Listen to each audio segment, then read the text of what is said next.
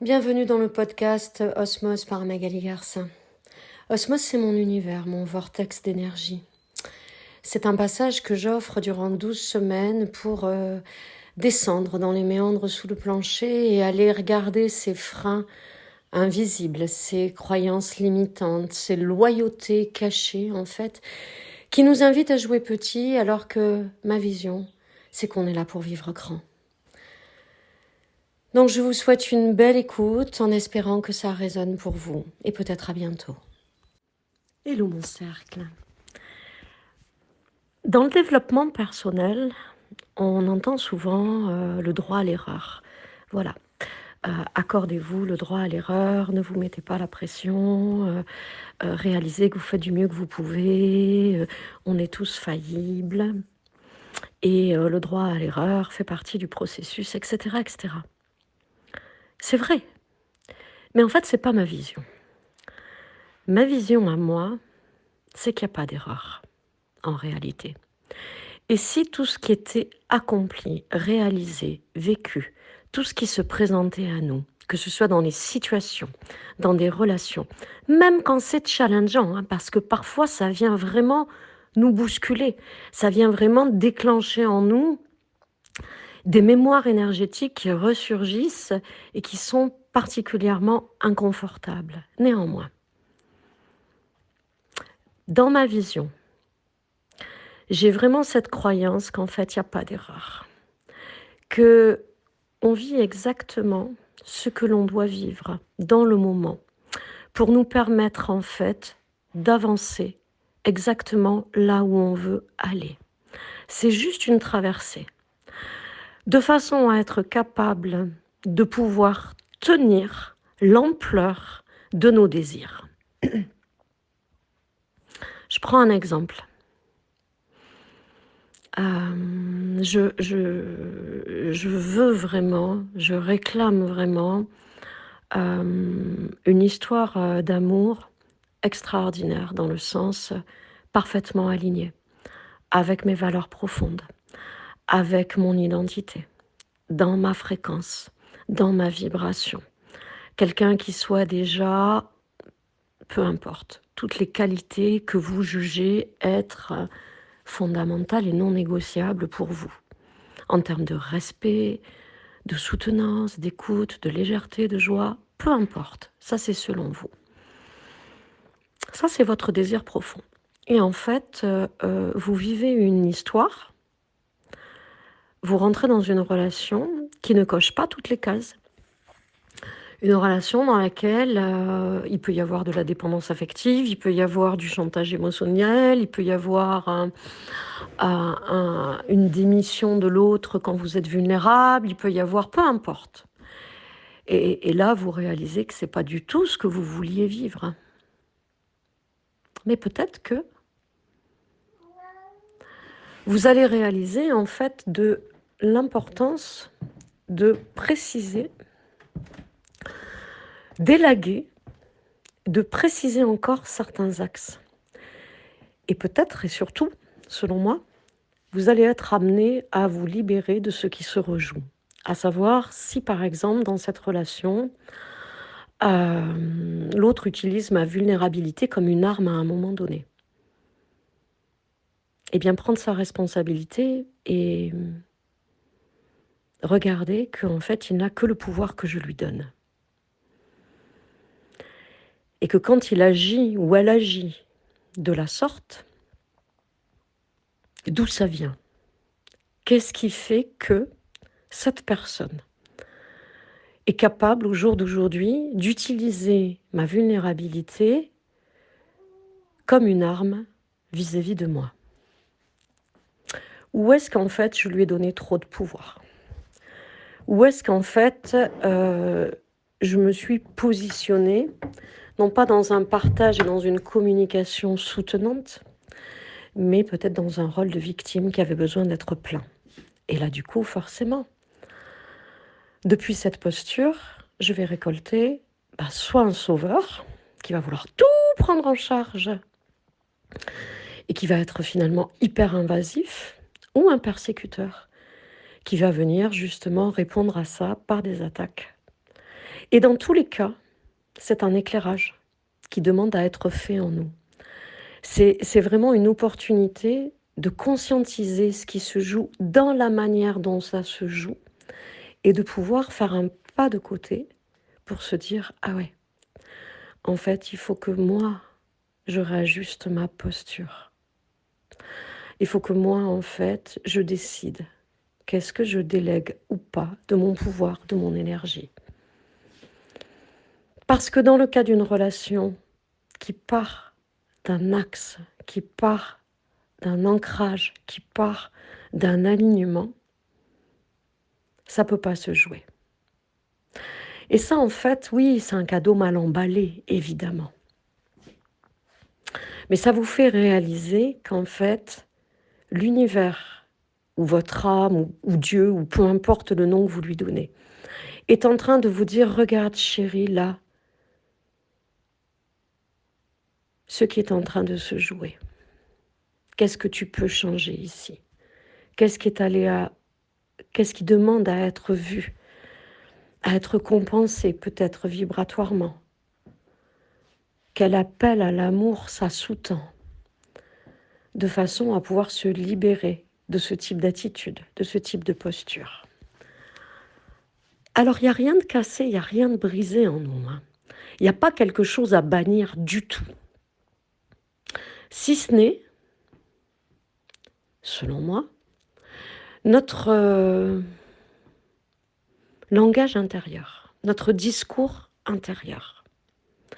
À chaque fois que l'on parle d'erreur, eh bien, on vient lui donner corps. On vient donner de la force et du pouvoir à cette vision-là. C'est encore et toujours une histoire de lunettes. Maintenant, si au lieu de regarder les choses comme des erreurs, comme des échecs, comme des failles, comme des j'ai pas réussi, c'était pas bon, c'était pas bien, je dois, il faut. Si on cesse en fait de se juger, parce que c'est bien un jugement et derrière il y a bien une condamnation sur nos actes, nos paroles ou la manière dont on a conduit des projets, des relations, la manière dont on a répondu à des situations. Si on cesse en fait de se positionner dans cette vision d'erreur qui quelque part est infantilisante et qui nous place à nouveau subtilement dans ce jeu de rôle, parce que j'ai fauté. Et oui, l'erreur sous-tend que j'ai fauté. Et donc que de manière légitime, je ne suis pas digne de récolter quelque chose de mieux que ça, puisque j'ai fauté. Donc si au lieu de continuer à nourrir ce discours-là intérieur, on réalisait qu'en fait tout est juste parfait pour nous amener exactement au bon endroit. Et que là c'est juste le moment de venir traverser quelque chose, de venir finir de se libérer de quelque chose. À ce moment-là, il n'y a plus d'erreur. À ce moment-là, on réalise que tout est juste parfait pour nous permettre de nous accomplir et de porter nos désirs de façon à être capable de pouvoir les tenir.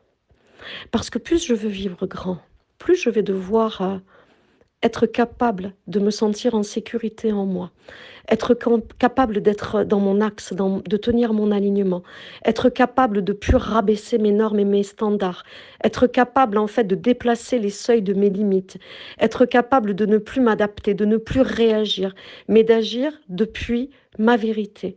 Et dans ma vérité, dans mon alignement, quand je tiens mon champ en fait, il n'y a pas d'erreur. Il n'y a même pas des faux pas. Parfois, il y a des détours, oui. Parfois, on n'est pas sur l'autoroute à 4 voies. Parfois, on se perd même un peu en forêt. Alors, on s'arrête, on respire, on regarde. On revient à soi, on revient à ses désirs. On fait de la place pour voir où on en est et pour entendre à l'intérieur de nous ce qui se joue vraiment. On peut aller le regarder, on peut respirer dedans, on peut s'envoyer beaucoup d'amour et voir la lumière qui éclaire le chemin pour retrouver la route qui nous permet d'aller à la destination. Donc, autant je considère qu'il n'y a rien à bannir en nous, rien à jeter d'aucune de nos expériences passées, car elles sont toutes la résultante de cette femme extraordinaire que l'on est au jour d'aujourd'hui. Vraiment, tout ce qui a été vécu est ce qui nous permet d'être celle que l'on est aujourd'hui. Vraiment, même si ça a été dur par moments. Mais par contre, il y a du vocabulaire à bannir, selon moi. Moi, le mot erreur, je l'ai supprimé de mon vocabulaire. Il n'y a pas d'erreur chez moi, il n'y a pas d'erreur chez les autres d'ailleurs. Chacun fait du mieux qu'il peut, oui, ça je suis d'accord avec ça. Dans l'instant T, oui. Et parfois, c'est pas la version la plus haute de nous-mêmes qui a agi. Ok. Parfois, c'est encore une identité résiduelle encore blessée, ou des anciens modes de fonctionnement, ou encore des brides de conditionnement qui se manifestent. Ok, et alors? Et alors? Je m'accorde le droit de croître à mon rythme. Et il y a ce que je veux et ce qui se joue dans le timing divin. Et le timing humain et le timing divin, c'est pas le même. Le quand, c'est pas mon job. Vous le savez. Et le comment d'ailleurs non plus. Par contre, mon pouvoir réside dans où est-ce que je place mon énergie? Qu'est-ce que j'en fais? Donc à chaque fois que vous parlez d'erreurs, d'échecs, de failles, c'est ça que vous allez nourrir. Vous renforcez cette croyance que quelque chose en vous ne va pas. Alors mon invitation, c'est vraiment de réaliser en fait votre vocabulaire, le pouvoir des mots. Qu'il soit hautement porté dans le monde par votre voix ou qu'il soit intérieur, ce discours, peu importe. Parce que comment est-ce que je me comporte quand je suis seule et que personne ne m'entend a autant d'importance que comment je me comporte avec les autres et dans le monde. C'est une évidence. En fait, je ne peux pas vibrer la version la plus haute de moi en pointillé. C'est je la vibre ou je la vibre pas. Donc voilà, mon invitation, c'est d'être attentif à votre vocabulaire. À chaque fois que je parle d'erreurs, de failles, d'échecs, de faux pas, etc., je me dévalorise.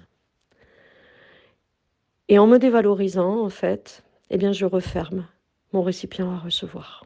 Je ne suis pas dans l'accueil de tout ce qui est déjà là. Je ne suis pas capable d'accueillir et de traverser, en fait, ce qui est plus inconfortable sans me juger, dans la conscience simplement objective que, ok, j'ai fait ça ou il y a eu ça à vivre. Eh ben, c'est juste parfait. Pour me permettre de réaliser là où je dois réajuster ma posture, rediriger mon énergie et expandre ma vision, prendre un peu de la hauteur, de l'altitude, pour voir que ce qui se joue m'amène exactement vers mes désirs et que c'est juste le chemin à traverser pour me permettre de pouvoir les tenir afin de m'accomplir. Donc si ça résonne en vous, il ne s'agit pas de se fustiger, mais à chaque fois que vous voyez que vous vous jugez, et oui, que vous considérez que vous avez fauté, et en plus ça peut générer de la honte, de la culpabilité, blablabla, vous m'avez suivi. À chaque fois, réajustez. Dites, ah non, mais c'était pas une erreur. C'était pas une erreur. C'était peut-être pas la meilleure option, la meilleure solution. Mais en tout cas, c'est celle que j'ai prise parce que dans l'instant T, j'ai fait du mieux que j'ai pu. Mais là, maintenant que je regarde, je sais que la fois prochaine, si ça se joue à nouveau, et ça va se jouer à nouveau pour moi, puisque l'invitation, c'est de pouvoir le traverser autrement, de grandir, pour pouvoir tout tenir. La prochaine fois, je saurai tout naturellement. Qu'est-ce qui me sert ou qu'est-ce qui me dessert? Qu'est-ce que je laisse ou qu'est-ce que je garde? Et comment je dialogue avec moi? Parce que plus vous allez élever le niveau de discussion avec vous-même, plus vous allez élever votre intelligence relationnelle avec vous-même, plus vous allez booster votre intelligence émotionnelle avec vous-même et forcément avec le reste du monde. Je vous souhaite une belle journée. Merci d'avoir écouté ce podcast avec nous, les podcasts d'Osmose. Osmose, c'est mon univers, ma vision, ma réalité que je vous partage ici pour vous permettre d'aller là où vous devez aller, vous autoriser à aller là où vous voulez aller. Et si ça résonne en vous, eh bien, n'hésitez pas à vous rapprocher de nous. Vous avez toujours depuis le site matière à en savoir plus ou à me contacter directement.